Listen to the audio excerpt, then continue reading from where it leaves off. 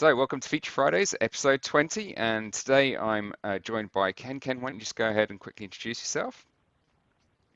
Sure. My name is Ken Lamoureux. I'm the Director of Technical Product Management in the VCPP group at VMware. Thanks, Ken. And for those who don't know me, my name is Guy Bartram. I'm Product Marketing Director for Cloud Director. And today we're going to be looking at one of the key aspects of Cloud Director, and indeed actually some of the new 10.2 functionality, which is going to be really great to see, in terms of storage. And really just, starting at the top, what's the options of storage with Cloud Director. Obviously, we talk a lot about, vSAN and vSAN with VCF and, the benefits that brings, but there are obviously plenty of other different storage mechanisms out there. And I wanted to really understand a bit more about what storage options there are for VCD, and then dive into some of the control, the capabilities, the service offerings, and the management of those different storage options. So Ken, thanks a lot for offering to help today and be the fountain of knowledge and storage on VCD. Why don't we start with the type of storage options available for VCD? Sure. And what it comes down to really for VCD is just understanding that VCD gets its storage from the vSphere environment. So storage that's available in vSphere is then available in VCD. So if we just look at a couple of examples here, I'll just share a little slide. Mm-hmm. So this slide is just giving an example of vSAN storage and showing how that relates up into VCD. So at the bottom, we see we've got a vSphere cluster with storage devices in each of the ESX servers, and those are combined in that vSAN cluster to create a data store object. And that data store object then can store the virtual machine files for tenants. And what VCD does is just enable the data store and the policies associated with that data store to flow up into VCD and be assignable to organizations so that users can consume those. The nice thing about VCD is then it creates that multi-tenanted data store abstraction layer. So even though I'm tenant A and I'm putting my virtual machine files on a data store, I can't see any files or objects from tenant B also putting files on that same data store. So because it's using policy-based storage, it just displays essentially the storage policy as being available. And that's how the storage is controlled in VCD, is through those policies.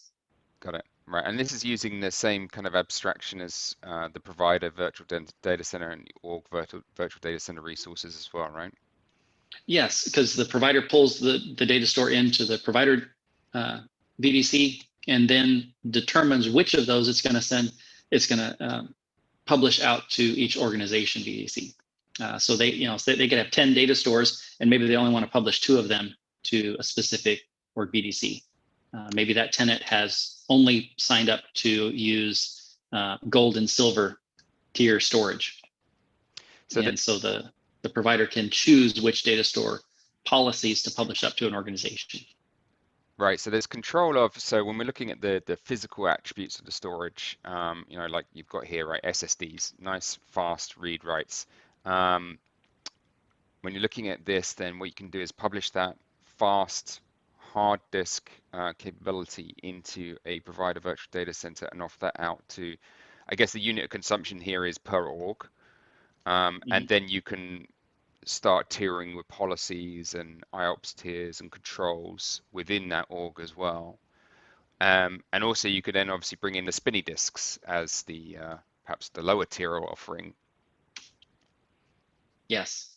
So because we're just consuming the vSphere data store concepts, you can have many different types of storage available in your vSphere environment and pull those up into VCD. So here at the bottom, you see that not only can we have vSAN, but you can also have external storage like SAN, NAS, direct attached storage units to the hypervisor cluster.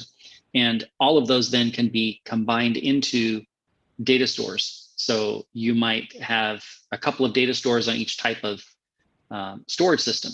Now, vSAN, you'll have one per cluster, but in external storage, let's say, for example, you've got a fiber channel SAN, and you want to maybe control how you're using that. So maybe you break that into two different pieces, but that's kind of your gold storage tier because it's running on SAS drives. Maybe your vSAN is your platinum tier, is running on SSDs. But then you've also got some NAS storage, and maybe that's just running SATA drives. It's a slower tier option, and maybe that's a silver tier. So you can divide those storage capabilities up into individual data stores when that's supported on the external ones, and have a number of data stores that you're providing up into the clusters. And part of the reason for doing that could be like in this example where you have different clusters at the vSphere level. So maybe you've got your management cluster, and you want to have specific amount of storage preserved for that. So you can carve up the data store allocations to individual clusters. So you can say you're going to use your gold tier specific data store allocation from an external SAN for management cluster or edge cluster, and that's kind of a hard limit there, and you're making sure that that's resources available there. And then for your workload domains, for tenant workloads, maybe you're presenting all three types of storage there. And so that gives you the greatest flexibility, and you're basically presenting all the rest of the storage up into VCD. Right. And now you can start creating those policies. Okay, so when we're looking at these data stores, then can they just so I can just define the limits in my mind, are they able to span provider virtual data centers, or is it really a one-to-one mapping of a data store to a PVDC? Yeah, so that's going to be, it's part of the resource. So whatever you're presenting to the resource group, so say a cluster, when you're pulling that cluster in, that's going to be dedicated into that PVDC. Right, got it. Okay. Yeah. And this is so what you get in the VCD layer is you're getting the ability to then start using these data stores, but actually you're doing a lot of the configuration in the vCenter itself. Is that right? Yes.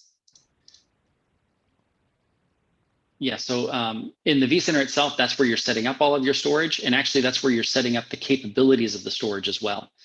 For example, one of the capabilities you can set up on a data store in vSphere is encryption. Mm-hmm. So if you set up a data store to allow and have the capability of VM disk file encryption, that's a storage quality or capability that gets flowed up into VCD. VCD will consume that, but doesn't create that capability on its own. Right. Another capability that can be activated on a data store is storage I/O control, and that allows you to fine-tune which objects are consuming how much of the total IOPS available to that data store. So each data store is going to have an IOPS limit of the maximum amount of IOPS it can handle, mm-hmm. and that allows you to ensure that you're getting a good quality of service for IOPS for your tenants. So for data stores that have the capability, you can bubble that up into VCD now, and you can control that and even place some individual limits on IOPS for your organizations and users. Okay, and what sort of, so that gives us, I guess, when you're creating this layer in vCenter, it gives us then the ability to expose and configure performance characteristics of the storage to the tenant and provide that as a service to them and start tiering your storage accordingly. What other kind of management capabilities are there in VCD, for example, to be able to view different data stores from VCD itself? So VCD you can see what you're using in there, and we'll get into that. I can kind of show you how you consume that and what you're able to see about those data stores.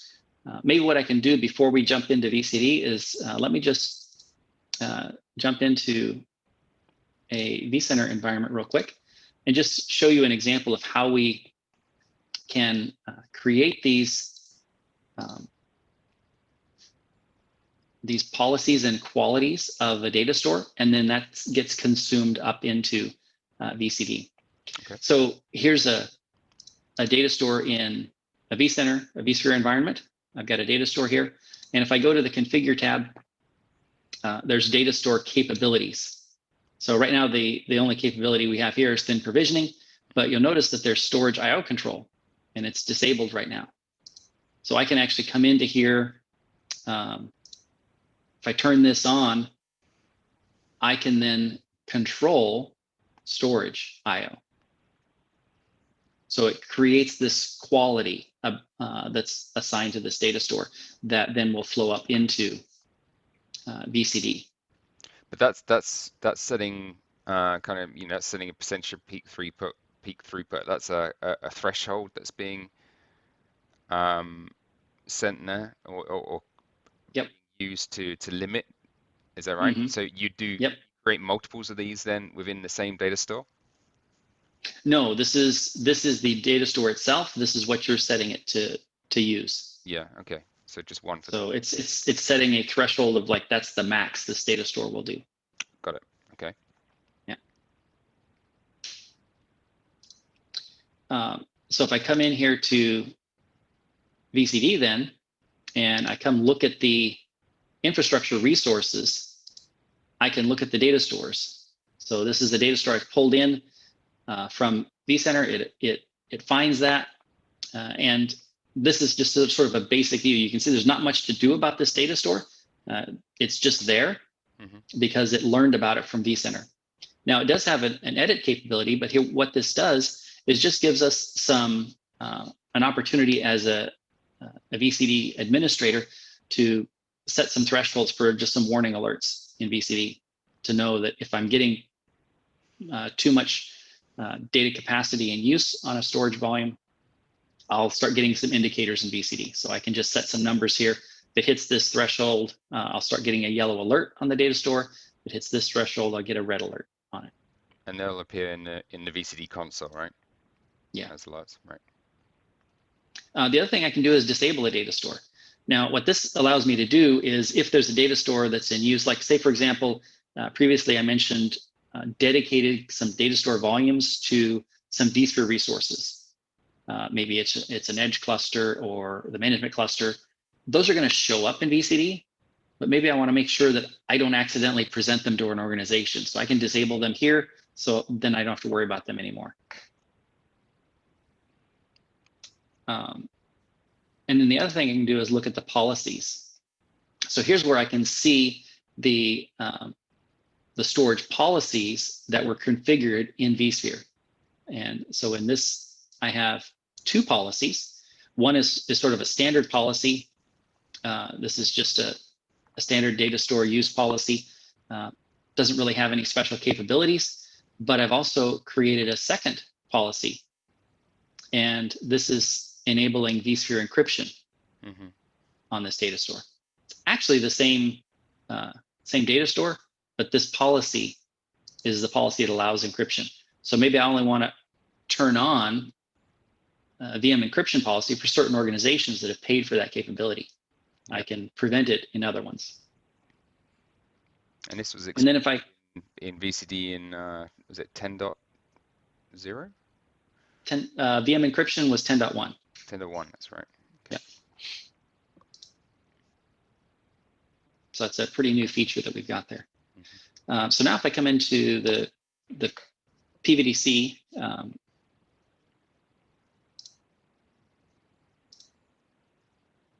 now we can see the data stores that are available in this PVDC. This really just kind of takes you back to the same information here as far as showing that you can disable it or set those thresholds. But if I come down to the policies. Before you go there, Ken, so if in vCenter, if you set the maximum threshold of 50%, for example, on that data store, then what you would see here in the data store is 50% of the total available to you, or would that be 100% of the view you get? Are you talking about the IOPS control?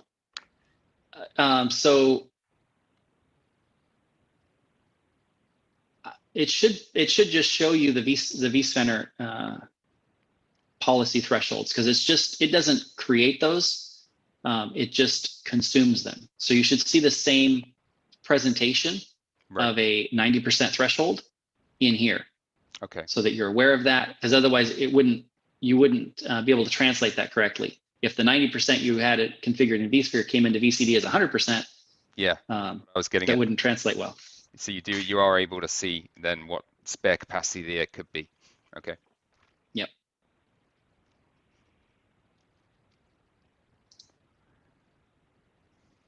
So in these policies, then this is where we can set some different things. So like here's IOPS limiting. So we can turn on IOPS limiting, say in the VM encryption policy. And this maybe this for 10.2, right? Yes, this is new with 10.2 that we can control IOPS. So we can say this is the maximum disk IOPS. This is for any disk associated with the storage policy. So this is where we can set a maximum number. So if we know our IOPS number and we want to stay below that, we can put in a lower number here. And that's what this PVDC can consume as a maximum of IOPS. We can also set the default. If you set it to 0, then it's just unlimited. But this would apply to any disk in the storage policy. So you could set a small amount of disk IOPS by default, and every disk that's created in this policy will only have that limit of disk IOPS. And then you can also set a scaling IOPS. This one's pretty cool because you can set essentially an amount of IOPS per gigabyte. So if I start out with a 10 gigabyte disk, I've got this cap of IOPS based on 10 gigabytes. But as I scale out the disk, my IOPS goes up because I've got a larger amount of data on there that I'm accessing. So this could be good. Maybe it's for a highly active database kind of environment or something where you know that your IOPS is going to scale with the amount of storage consumed. And how does that scale? I mean, obviously it's going to scale up to your maximum IOPS, but how does it scale? Is that a linear kind of growth, or does it scale as required? Does it allow? Well, this is your max. This is a cap. So as your amount of storage consumed by a specific disk grows, then the IOPS capacity grows with it. Okay. So it's going to be a straight linear increase of IOPS based on the size of the disk. Sure. Okay. And that's your maximum threshold. So if you've got a small drive, you'll have a smaller threshold. Larger drive, you'll have a higher threshold. Right. And this is if you just want to have a general limit across everything. You can also determine whether this is part of your placement policy, that if IOPS should be considered. Oh. So you can keep track of, if you've got multiple data stores that are available in this policy, it'll keep track of what's the IOPS usage in those, and that'll help guide the VM placement when a VM is created to land in a data store that has available IOPS. Right. There's quite a lot of controls in there.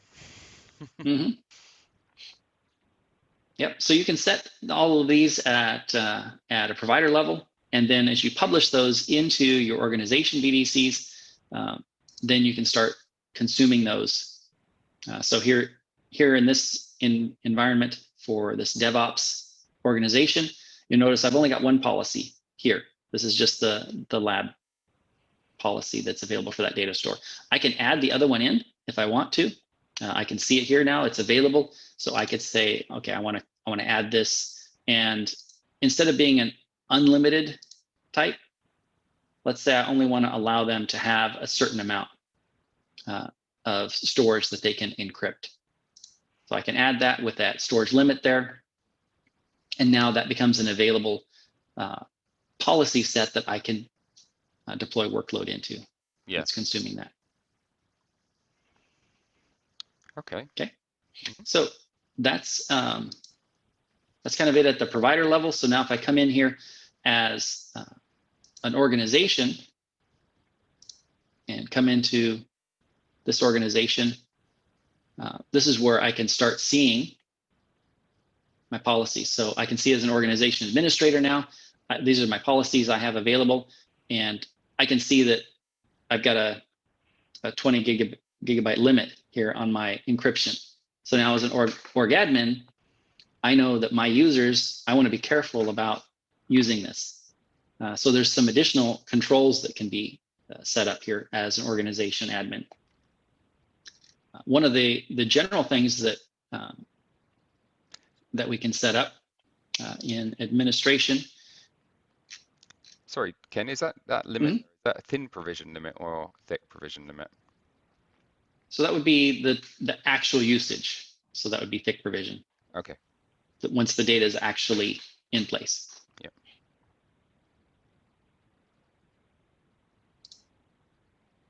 So here in policies, one of the things that you can do to help control storage utilization, which really has, this kind of encompasses all resource utilization, but it has to do with the lease time. So if you have temporary workloads for your users, you could consider turning on lease times. That would ensure that an end user that's creating temporary workloads doesn't keep those running all the time or doesn't forget to clean them up later, and maybe after a project's completed. So you can set some lease times here on how long they can stay running before they get shut off automatically, or how long after they're stopped before they just automatically get cleaned up. They'll get pulled out of view. They'll kind of sit in like a trash can for a while, and then they can get automatically deleted. So that's another kind of storage tool you have for managing storage. You could be quite severe there, couldn't you? Yes. So this would be great. You can even a DevOps environment, right, where you just spin up, spin down stuff. If people leave it running, then you've got the option to kind of farm it off. Yeah. Yeah, and you can even set some policies here on some defaults for the number of VMs a user can create by default, and the number of VMs they can have running at any time by default. So that's kind of a basic limit there. You can either go with unlimited, or you can set a standard limit here for every user you create. They'll inherit this one unless you change it later. Particularly handy, I think, if someone's using a bit of Terraform to spin up some infrastructure, they could end up spinning these are really good controls to have in place as some defaults, just to prevent like some bad code for automation that maybe you expected to spin up 10 VMs and you accidentally create 10,000. You don't want that to actually succeed. All right, so now what we'll do is come in and look at user level controls for storage. So what I'm going to do is create a new user here.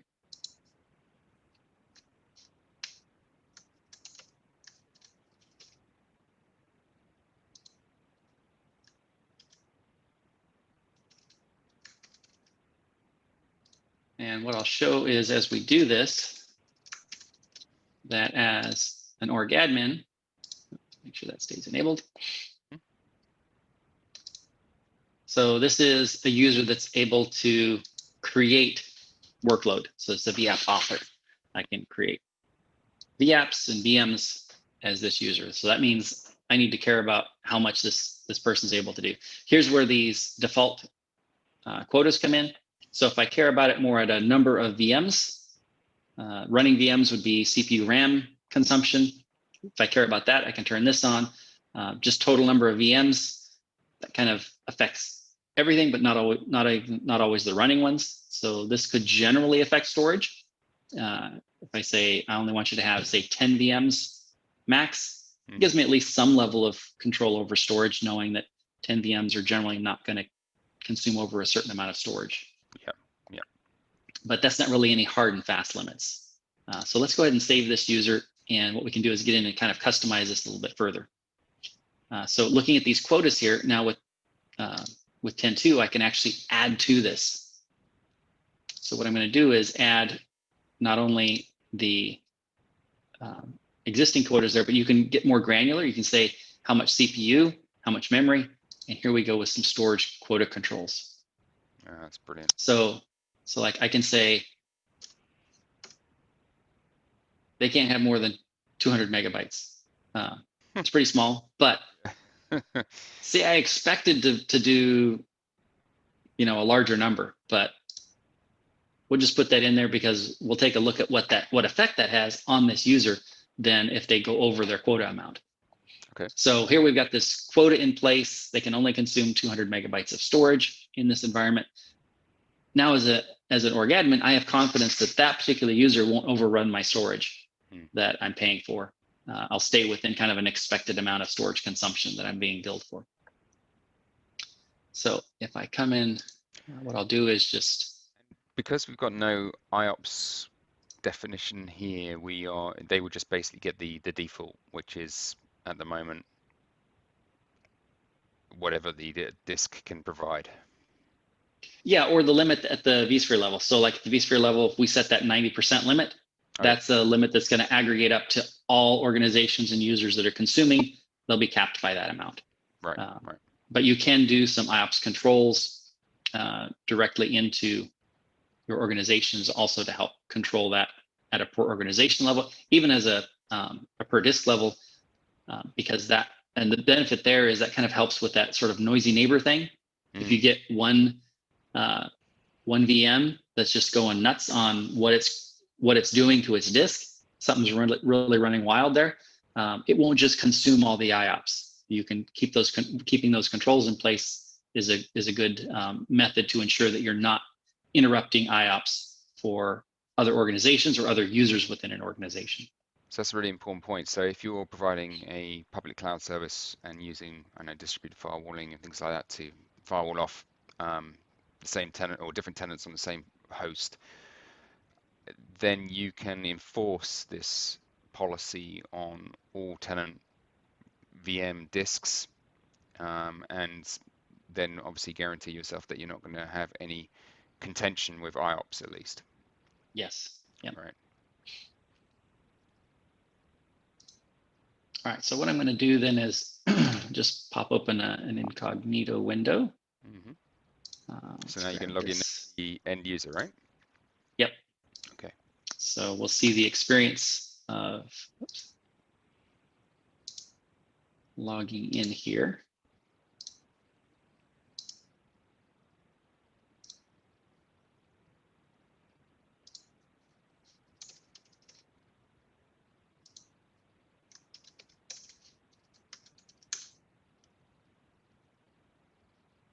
So now I'm just a VApp author in this organization. So you can create, but then you should be hitting a limit at 200 megabytes. Yes. So I'm going to come in here and get started. I'm going to create server 1. It's going to be a new VM. That's Linux, CentOS. So this is, and if we're doing VM sizing, you can see some predefined sizes here that you can pick from. So this is also a way you can kind of control some storage, is by presenting only predefined sizing. Yeah. So you'll notice here the lowest size I can pick is 16 gigabytes, which is quite a bit over my 200 megabyte. So is this going to fail full stop before you even got there? Yep. I also have available this VM encryption policy. So I can, like, say I want to put this on an encrypted one as well. So now if I hit OK for this to, what happened here? Did I miss something? Oh, what's it saying? Cannot encrypt. Yeah. A non-encrypted VM cannot contain an encrypted disk. Okay, it's because I put that I put the disk on an encrypted policy, but the VM is not on it. So we'll put that back to just the regular policy. All right, so we're creating this VM. It'll show up here. And it's running. But, oh, we've got a failure down here. If we open this failure up and we look at the message here, what we get is Quote. we've hit a quota target. It's exceeded the quota limit of 200 megabytes because it's requiring a much larger amount to build this. So it is a hard limit that's put in place. So I can't actually build anything once I hit that limit. So that is a really good control that providers have, that they can set those limits and it really does enforce that. Or as an org admin, I can set those limits and it enforces that for my users to make sure that I keep control of storage consumption. And is there any way a service provider can capture this so they can, pick up the phone to the tenant and say, "Hey, looks like you need some more storage"? Yes. So, well, this is failure messages that are going to be events. So as a provider, I can consume all those events and care about them and make sure I alert on certain events. In this case, this is more of a org admin to end user, but it depends on the role. So say if as a service provider, if I'm playing the role of an org admin for all of my tenants, then yeah, I'll know about this and I can change those limits for each end user within that tenant. Yeah. But if it's a delegated authority of an org admin for that tenant, and they have a certain person that's responsible as being the org admin, they're sort of setting those controls to prevent the organization itself from consuming more than maybe they budgeted to consume with that service provider. Yeah, got it. Oh, that's brilliant. Okay. Is there anything else to show here? I think we've covered it all, haven't we? Yeah, I think that's it. I mean, that kind of gives us a good view of how the storage is consumed into VCD from vSphere. A lot of the activities there in creating those storage groupings of data stores and the policies and capabilities of those data stores are done in vSphere environments. And then VCD inherits those, but then allows you to not only create multi-tenancy, but leverage those policies and enhance those policies with quotas and other limits.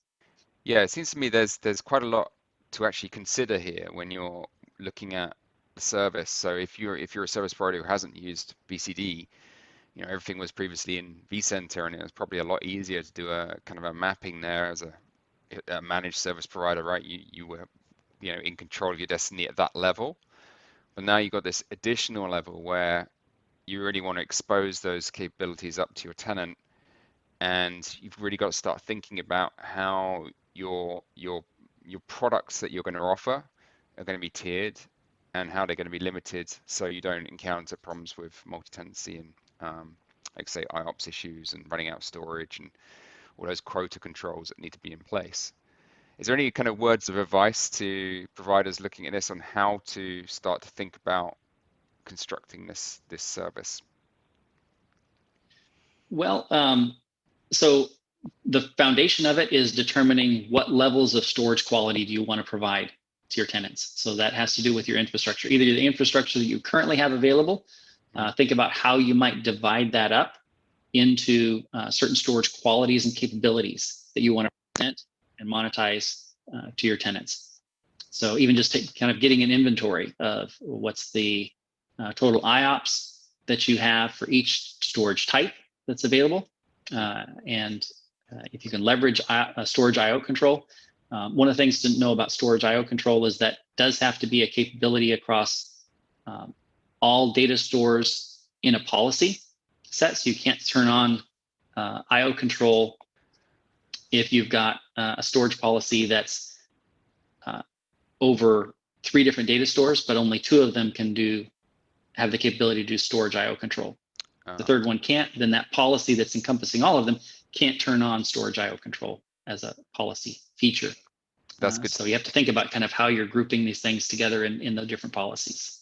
So it's definitely to have a one-to-one mapping all the way up the stack if you can. Well, it's making sure that everything's consistent all the way up. Yeah. It's not necessarily one-to-one because like you can have 3 data stores in a policy, but it's ensuring that everything in there has the capabilities that you're trying to bring up into the eventual end user experience for your tenants. Got it. And then looking at the controls, the quota limits, and what VCD layers on top, I guess, once you've done the vCenter foundation piece, like say you've got your base product in your head, and then you can start looking at, right, how can I condition that product in VCD? Yes. Yeah. So you look at all those different things, the types of disks, the capabilities of those disks that you have in the storage system, bring those up into the data store, and then the data store capabilities that you can turn on, like I/O control, encryption, anything like that you can bring into your environment. Keeping track of those things and kind of mapping out this design of what you want your end user experience to be gives you a tool set that you can then present up to your organizations. And then you can decide which of those do you want to monetize as enhanced storage capabilities or tiered storage functionality that you present to those organizations. And then the nice thing about VCD is it allows you then to turn those on per organization. So you can have special organizations, special tenants that you've created some very enhanced storage capabilities like VM encryption, and you only turn it on for those. Other ones, maybe they're just consuming your basic tiered storage performance, and for those, they're just getting billed dynamically based on consumption. So you just make those policies available where they choose to put the workloads, they'll get billed for it. Or you can have further controls of saying, well, you're only allowed to use a certain amount of maybe this premium storage because I don't have a lot of it to share amongst my tenants, but I do want to give them a little bit. You can then set some limits on it. Complete flexibility. Love it. Yep. Brilliant. Okay, Ken, thank you very much for your time today. Been great lesson for me in all of storage options that VCD can provide, and hopefully our partners have given them some food for thought on how to construct their service offerings. Thanks a lot, Ken. You're welcome.